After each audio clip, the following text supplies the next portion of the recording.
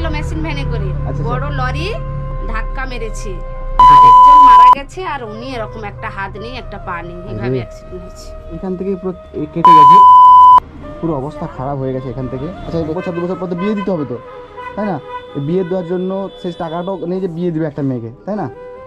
কান্না করছে কেন?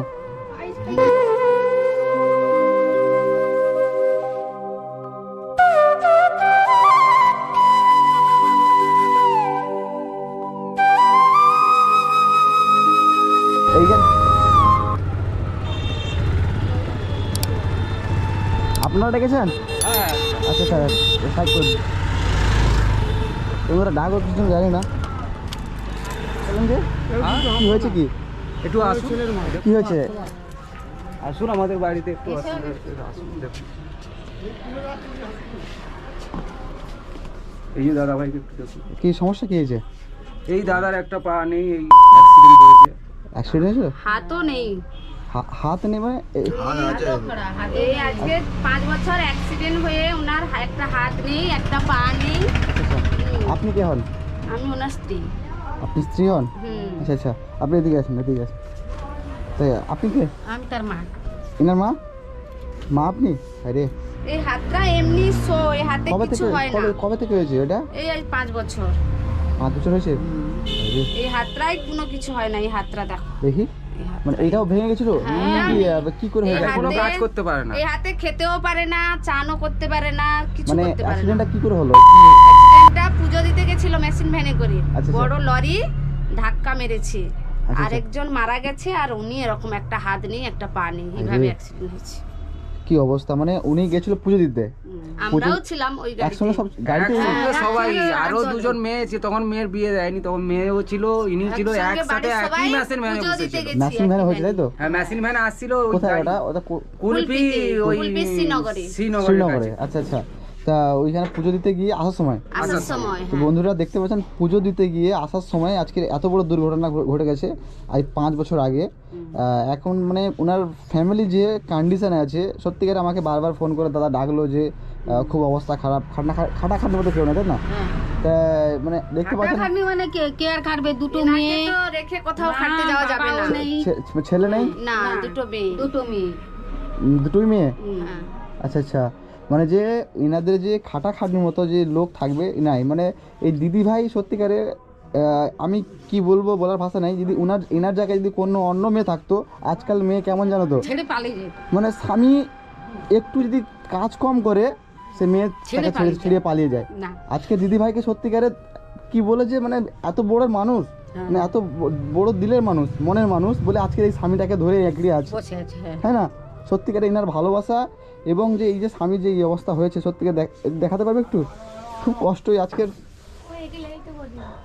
দেখতে পাচ্ছি বন্ধুরা, এইখান থেকে পুরো কেটে গেছে, পুরো অবস্থা খারাপ হয়ে গেছে এখান থেকে। আচ্ছা, এটা ছিল আজকে কান্না করছে দিদি ভাই, কী করবে, জীবন কষ্টের জীবন চলছে এই। সত্যিকার আমি মানে কোনো বলার ভাষা নেই। আজকে 5 বছর কীভাবে সংসার চলছে একমাত্র দিদি ভাই জানে। আজকে কান্না করছে, কি করবে বলো? দুটো মেয়ে, একটা মেয়েকে যা করে বিয়ে দিচ্ছে, এটা ওই পড়াশোনা করছে। এটা মেয়ে নাকি? হ্যাঁ। ছোট মেয়ে? ছোট মেয়ে।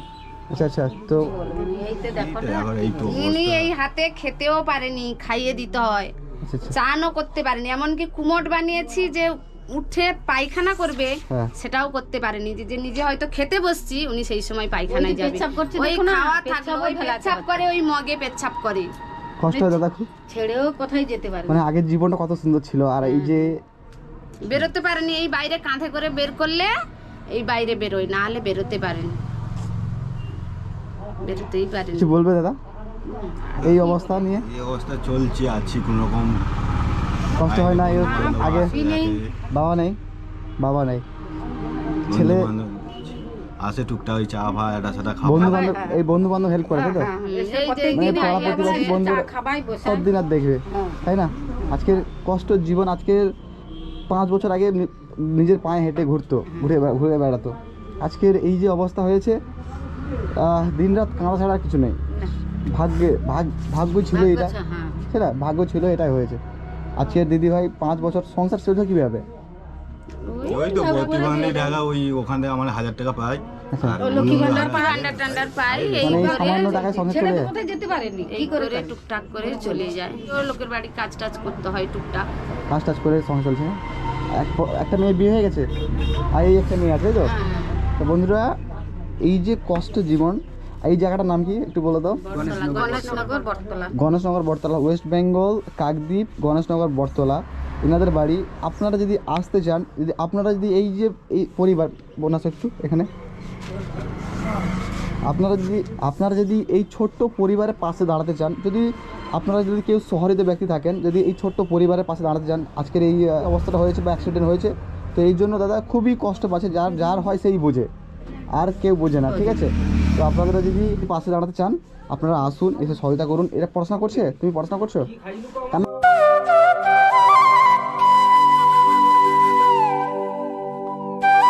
সারা জীবন কষ্ট না? আজকের আপনারা আসুন, এসে এই বোনের পাশে, দিদির পাশে দাঁড়ান। দিদি সত্যিকারে এদেরকে পড়াতে যে কত কষ্ট হচ্ছে পড়াতে, হ্যাঁ? কষ্ট হয় না। নাম কি? সুপর্ণা বানু। হ্যাঁ, সুপর্ণা বানু। এই সুপর্ণাকে পড়াতে খরচা তো একটা আছে।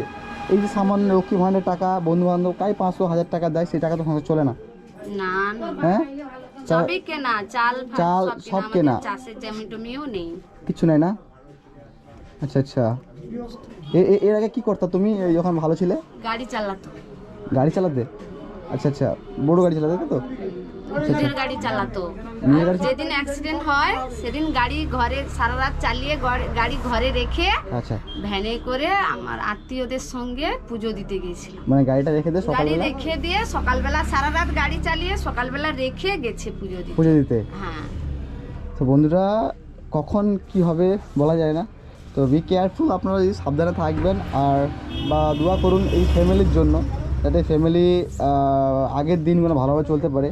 আর আমি কিছু সহযোগিতা করতে চাই, এবার আমি হয়তো সামান্য কিছু দিচ্ছি, আমার ফ্রেন্ডদের বলছি, যারা আপনারা ভিডিও দেখছেন, প্লিজ এই ভিডিওটাকে বেশি বেশি করে শেয়ার করুন, যাতে সবার কাছে পৌঁছায়। কারণ যারা তোমরা যদি 5 টাকা, 10 টাকা, 100 টাকা করে দিয়ে এই দিদির পাশে দাঁড়াতে পারেন, যাতে এই বোনটির হয়তো 1 বছর 2 বছর পর তো বিয়ে দিতে হবে, তো তাই না? এই বিয়ে দেওয়ার জন্য সেই টাকাটাও নেই যে বিয়ে দিবে একটা মেয়েকে, তাই না? তো এই বিয়ে দেওয়ার জন্য সেই টাকা জমা করে রাখবে, যাতে এই ভবিষ্যৎ আছে, এই ভবিষ্যৎ করতে হবে। এই না যে শুধু আমরা গেলাম, খেলাম, চলে এলাম, একটা ভবিষ্যৎ আছে। তো এই ছোট্ট, তোর নামটা কী বললে? সুপর্ণার ভবিষ্যৎ আছে। তো আপনারা যদি আসেন তাহলে এরা একটু ভালোভাবে থাকতে পারে। এই 10 টাকা দেন, আপনারা তো অনেক টাকা অনেক দিকে ব্যয় করেন, 10 টাকা, 5 টাকা, 100 টাকা দিলে তাহলে এরা একটা ভালো জীবনযাপন করতে পারবে। তো আপনার কাছে রিকোয়েস্ট এইটাই, আপনারা সহযোগিতা হাত বাড়িয়ে দিন। আর অ্যাকাউন্ট নাম্বার আছে আপনাদের, আমি এনাদের অ্যাকাউন্ট নাম্বার ডিসক্রিপশানে দিয়ে দেবো এবং ফোন নাম্বারও দিয়ে দেবো, আপনারা যোগাযোগ করে আসতে পারেন। আর কিছু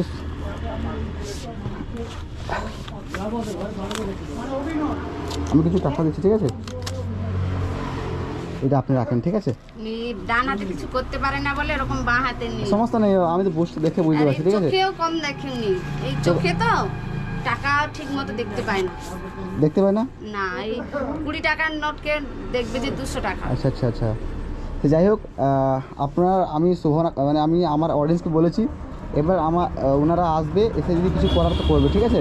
আপনাদের নাম্বার দিয়ে দেবেন, আর যদি কিছু সমস্যা আমাকে ফোন করে জানাবেন, ঠিক আছে? আপনার ফোন নাম্বারটা দিয়ে আচ্ছা আচ্ছা। তো আশীর্বাদ করছেন তো নাকি? হ্যাঁ, আশীর্বাদ কোথায় করলে? খুশি তো নাকি?